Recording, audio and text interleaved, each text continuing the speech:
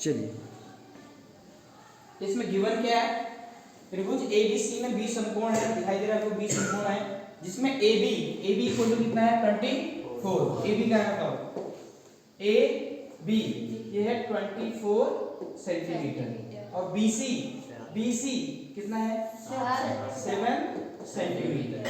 ठीक है ना। तो हमने डिस्कस किया था कि जो साइन ए कॉस ए और साइन से कॉस से निकालने हैं, इसके लिए हमें सारे साइड्स पता होनी चाहिए। पहले राइट एंगल ट्रायंगल के सारे साइड मालूम होने चाहिए। तो सबसे पहले हम इसका जो साइड नहीं पता है हमको AC निकालेंगे। सबसे पहले कैसे निकालेंगे हम AC साइड, पाइथागोरस प्रमेय से, क्योंकि त्रिभुज जो है ABC एक समकोण त्रिभुज है, तो समकोण त्रिभुज ABC में पाइथागोरस प्रमेय से, किससे पाइथागोरस प्रमेय से। ठीक, तो पाइथागोरस प्रमेय लगाएंगे। कर्ण AC का वर्ग हाइपोटेनस का स्क्वायर, AC का वर्ग बराबर परपेंडिकुलर BC का वर्ग धन आधार AB का वर्ग। क्या नाम है आधार का नाम AB का वैल्यू पुट करो तो AC square is equal to BC square, BC कितना है 7 का स्क्वायर प्लस AB 24 का स्क्वायर, तो AC square is equal to 7 का स्क्वायर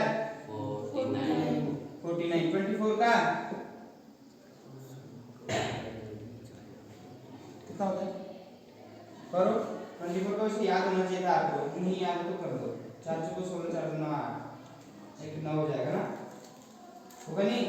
2 चौको 8, 2 दूना 4, 7 8 9 16 17, 576 हैं। 4 चौको 16, 6 से 4 दूना 9, 2 चौको 8, 2 दूना 4, 6 8 9 16 17, 576 कितना आ गया 576। तो AC square is equal to add कर लो 9 और 5 6, 15 का 5 से 1 8 4 12 का 2 625 आ गया। तो AC इक्वल टू जब इसका स्क्वायर हटेगा तो इसके ऊपर अंडर आ जाएगा। तो AC इज इक्वल टू कितना 625 का वर्गमूल 25 सेंटीमीटर आ गया। तो थर्ड साइड इसकी 25 सेंटीमीटर हमको मिल गई वाली 25 सेंटीमीटर। ओके, नाउ अब फाइंड कर लो आप कुछ भी। तो हमने एक ट्रिक बताई थी आपको, क्या LAL बटे KKA, ठीक है ना, इसका यूज करेंगे हम। तो सबसे पहले क्या निकालना है साइन A इक्वल टू, जब हम कोण A आधार कोण ये ले रहे हैं तो इस कोण के लिए आधार ये होगा, बेस ये बनेगा AB, लंब हो जाएगा इसके लिए BC और कर्ण हो जाएगा इसके लिए AC। तो साइन A इक्वल टू हमने यहाँ से शॉर्ट में पढ़ा है L अपॉन K मींस लंब बटे K मींस कर्ण, लंब बटे कर्ण। तो sine A is equal to लंब कितना हमारे पास इसके लिए BC बटे कर्ण AC।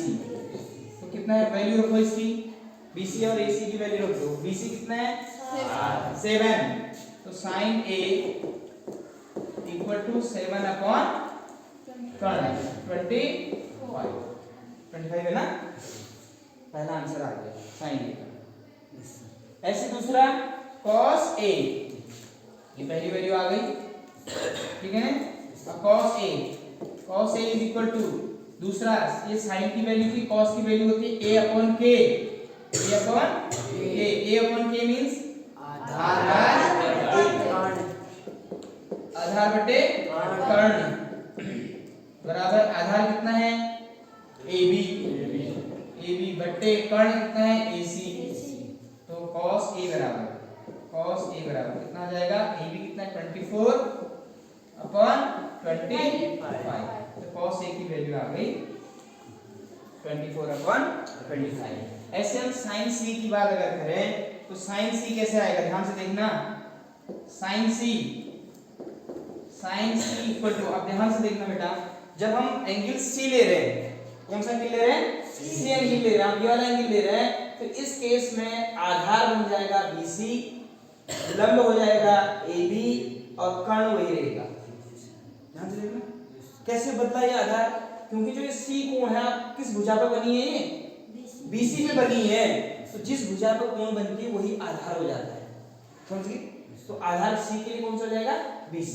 तो अभी हमने साइन के केस में पढ़ा है कि साइन को होता है लंब बट्टे कर्ण, लंब बट्टे फॉर्मूला तो वही रहेगा, लंब बट्टे कर्ण। लेकिन अब इस केस में लंब कौन हो जाएगा बेटा, AB लंब हो जाएगा।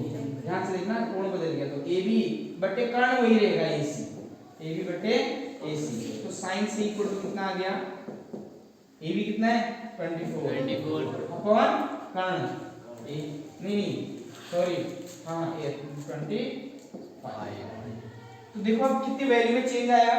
हमने जब sin A निकाला था तो sin A की वैल्यू कितनी आई थी 7/25 आई थी, और sin C की वैल्यू कितनी आ गई 24/25, क्योंकि एंगल चेंज हो गया तो बेस भी चेंज हो गया, आधार चेंज हो गया। और फोर्थ क्या निकालना है, cos C। फॉर्मूला वही रहेगा, आधार बट्टे कर्ण, आधार बट्टे कर्ण बराबर आधार कितना है इसके लिए BC बट्टे कर्ण AC। तो cos C की वैल्यू कितनी आ गई बेटा, cos C equal to BC कितना है 7 अपॉन 25 इसकी वैल्यू, ठीक है ना।